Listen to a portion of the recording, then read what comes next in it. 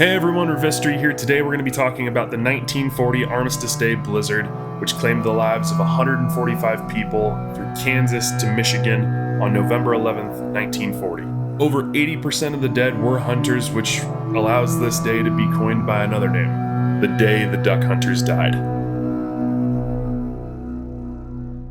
This was an unseasonably warm year for the area. You're looking at t-shirt weather, 50s and 60s. People were not used to this for this time of year in the Midwest. There was little indication at the time with a lack of weather radar that a storm was developing at all, but over Canada, there was a storm developing and it was heading southeast towards the Midwest. It was starting to form a hook shape down at the bottom, which you can see now on recreation imagery.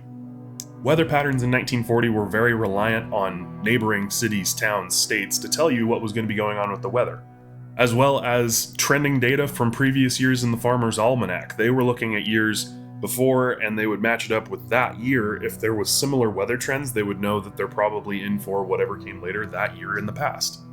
Unfortunately, the data that they were receiving did not line up with what was about to happen. At this point in history, we were on the brink of another world war and people needed a way to blow off steam and enjoy their hobbies. A lot of these men that were out hunting for sport were veterans of World War I. And that's why this day is important. This is Armistice Day. Armistice Day was the day that they said there is no more war in Europe. We're done with World War I. The treaty to end the war was signed in the Compiègne Forest in the early morning hours of November 11th, 1918. Needless to say, this is a day those veterans would have remembered for the rest of their lives, coming home from the hell they experienced in France. And with this day being recognized as a federal holiday only 2 years previous in the States in 1938, this was a day that they were going to have fun, regardless of the conditions, which were not looking favorable. Warm, low winds from the south, not a lot of chance of precipitation. It would have been a good day to take your grandpa out. But as we know from the earlier part of this story, things got bad fast. The duck hunters would have taken out small outboards with aluminum boats on the Great Lakes, rivers, and back channels all across the Midwest. Some would walk in with their dogs, family, friends. Others went out alone for that much-needed solitude to remind them of the beauty of the world after the war. As I brought up before, many of these men were expecting unseasonably warm weather, so they outfitted themselves with appropriate attire. Canvas-sealed wader pants, if you were fortunate, for navigating waters without a vessel. But for most, waxed pants and an overcoat were all they had. And that was just in case there was some rain or snow. Most of them were in t-shirts. Now we get to the day of November 11th, and here's what happened. In the early morning hours before the sun came up, temperatures were in the 40s and 50s, nothing to be worried about for an average duck hunt. As the morning drug on, the hunting parties would have been pretty excited to see cold wind and winter weather starting, accompanied by the start of a snowstorm. As many of you know, windy, cold, crappy weather is the best for duck hunts. I personally have seen the best success ever when it's a little bit cold, windy, and there's a little bit of precipitation. Those ducks are going to want to find some place to land that has good shelter and cover from the storm, just as all other living beings would need to do if it got bad enough. This excitement for the hunters would only last for a few hours before midday broke and they were stuck in the middle of a snowstorm, one of the worst blizzards this area had seen in years. The temperatures plummeted, snow was covering the land and it was making it hard to navigate.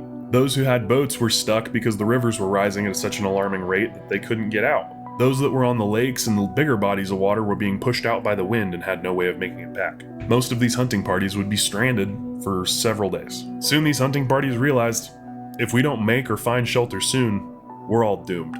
Many with boats took them up onto shore, overturned them and hid under for shelter, some propping it up as a windbreak and trying to create a fire in front of it with the petrol from the engines.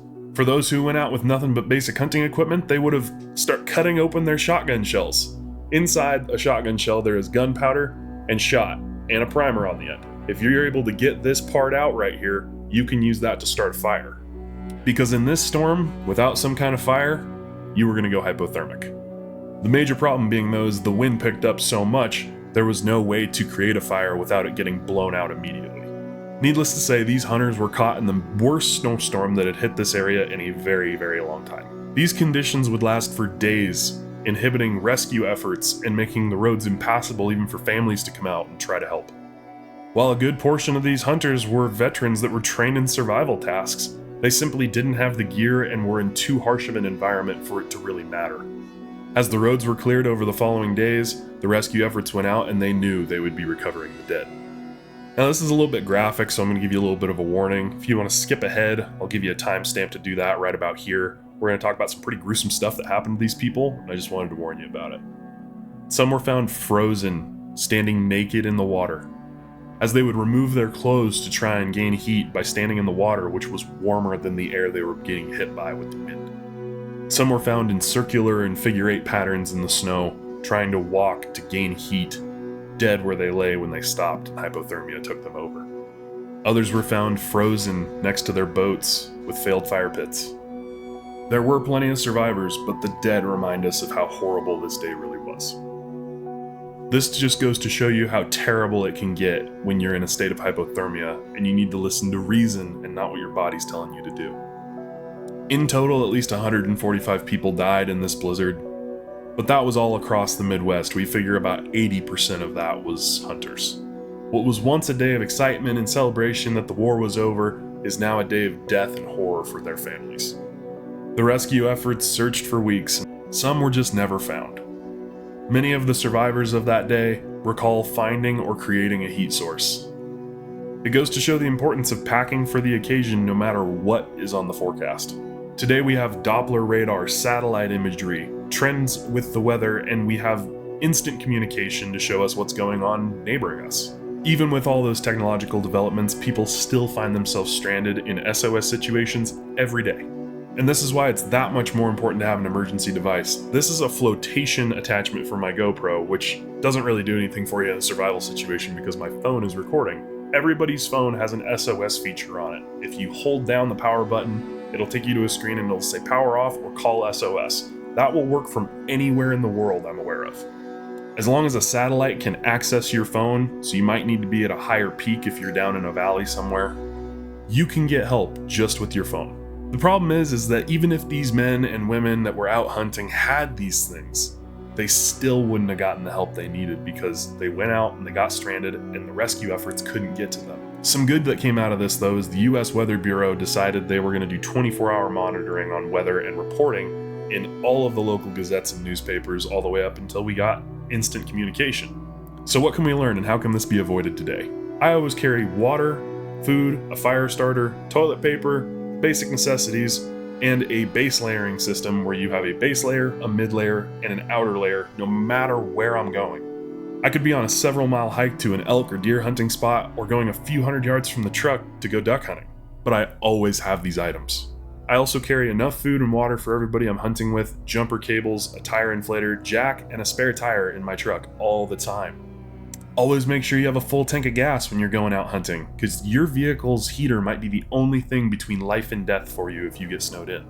I just want to give some words of comfort. I'm sure that these guys were super scared and those that died didn't know what to think. So Jesus said, "Come to me, all you who are weary and burdened, for I will give you rest." That's Matthew 11:28.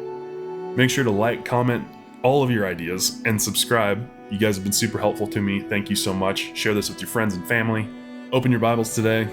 And guys, we will see you next time on Revistory. Thanks again for bearing with me today while I was sick, guys. Just wanted to get this done, and I had nothing but time on my hands today. So if you got any ideas for other stuff, like I said, leave a comment below. We'll see you next time.